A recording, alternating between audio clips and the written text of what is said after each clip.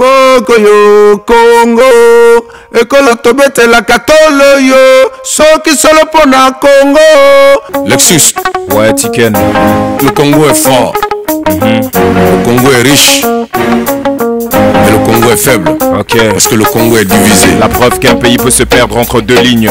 Et son hymne. Yeah, une question.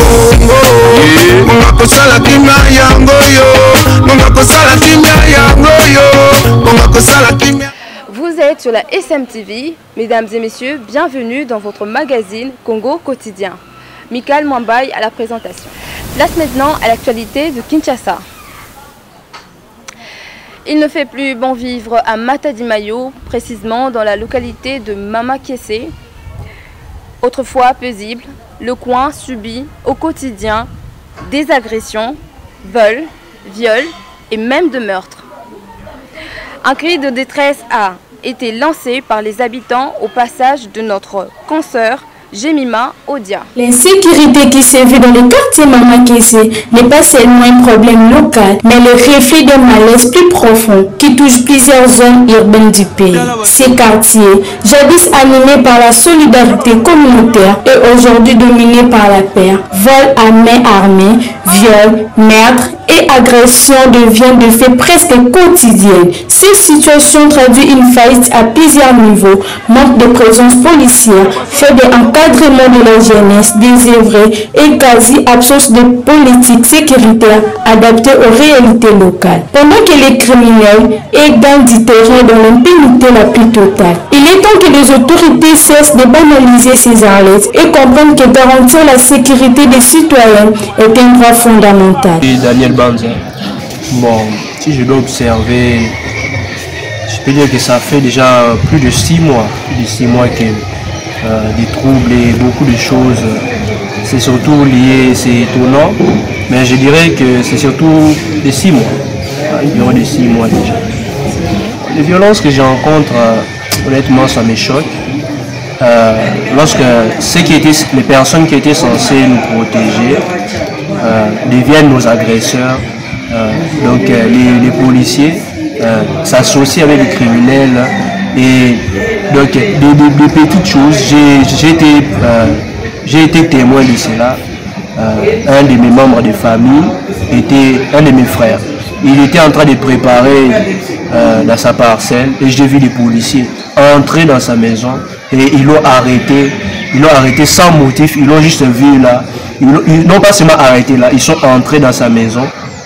Ils ont pillé carrément, sans motif. Ils sont venus, ils sont pillés et ils ont tabassé mon frère et l'ont arrêté. Cela fait maintenant plusieurs semaines que les habitants du camp Badiading, dans la commune de Galima, font face à une situation de pénurie d'eau. En cause, un manque de pression, une situation difficile entre en corvée d'eau, hygiène, menaces et mécontentement général. Cette crise soulève des inquiétudes grandissantes. Reportage de Jody Diassoula.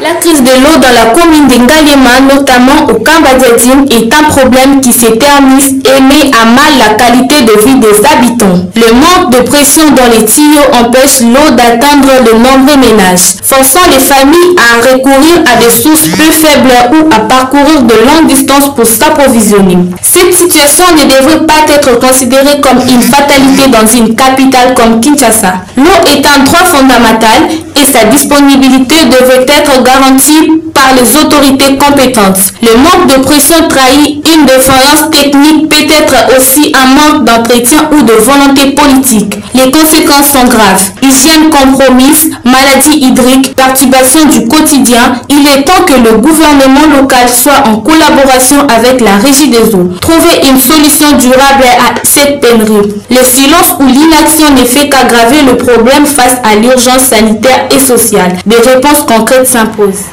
Malgré les lancements des travaux de 2 collecteurs sur les avenues Okongo et Masikita, les habitants du quartier Ngomba-Kikusa craignent de revivre les drames causés par les érosions lors des précédentes saisons pluvieuses. Les détails avec Kevin Mala. Le 12 septembre dernier, le chef de division du Centre météorologique national Augustin Tanguissabo a annoncé le retour de la saison de pluie. Cette déclaration faite au nom de l'Agence nationale des météorologiques et des télédétections par satellite, relevant comme des riverains de Ngaliema dans le quartier Ngoba Kinkusa, communément appelé UPEN, notamment entre les avenues Masikita au Congo, est notable. À proximité de l'Université pédagogique nationale, l'inquiétude monte. Les habitants gardent en mémoire de la tragédie de 2020 lorsque les érosions oubliées depuis des années avaient provoqué la mort de plusieurs personnes et d'importants dégâts matériels. Pour répondre à cette situation, des bons collecteurs ont été lancés sur les avenues au Congo et Masikita afin d'évacuer les eaux pluviales vers l'exécutoire final. Mais les travaux initiés sous l'impulsion du chef de l'État sont restés inachevés. Les habitants se disent livrés à eux-mêmes. Ils redoutent de revivre le même drame et espèrent que les autorités relanceront les travaux pour protéger leur domicile et leurs biens.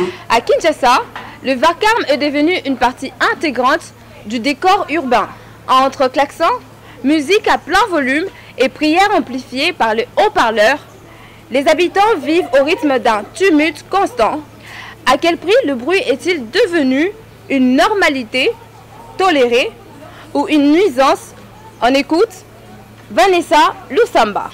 Vivre à Kinshasa, c'est accepter que le silence est un X. La capitale congolaise vibre, s'anime, s'exprime parfois jusqu'à l'excès. Il suffit de faire un tour dans les quartiers populaires pour comprendre. Église aux prêches sonores jusqu'à l'aube et volume est devenu source permanente de son à volume démesuré. Pourtant, ces bruits répétés, constants et souvent agressifs ne sont pas sans conséquences. Mais dans cette cacophonie urbaine, une question demeure et ceux qui subissent. Et les enfants qui révisent, le malade qui cherche le repos, le droit au silence est-il moins sacré que la liberté d'expression? Le vacarme ambiant de Kinshasa n'est pas qu'un simple bruit de fond, il reflète un véritable problème des sociétés, trop souvent négligé, apportant des conséquences graves. Stress, troubles du sommeil, baisse de la concentration, voire agressivité, il est temps que les autorités prennent au sérieux cette nuisance invisible. Il faut sensibiliser et réglementer et repenser à l'usage de son dans l'espace public pour préserver la santé et le bien-être des habitants. Mesdames et messieurs, merci de rester fidèles à votre chaîne SMTV. On se retrouve au prochain numéro. Mokoyo Congo, ekolo tobete la katolo yo, soki solo pona Congo. Lexus, ouais Tiken, le Congo est fort, le Congo est riche, mais le Congo est faible, parce que le Congo est divisé. La preuve qu'un pays peut se perdre entre deux lignes et son hymne. Bonne question. Monga kosala kimia yango yo, monga kosala kimia yango yo, monga kosala kimia yango yo.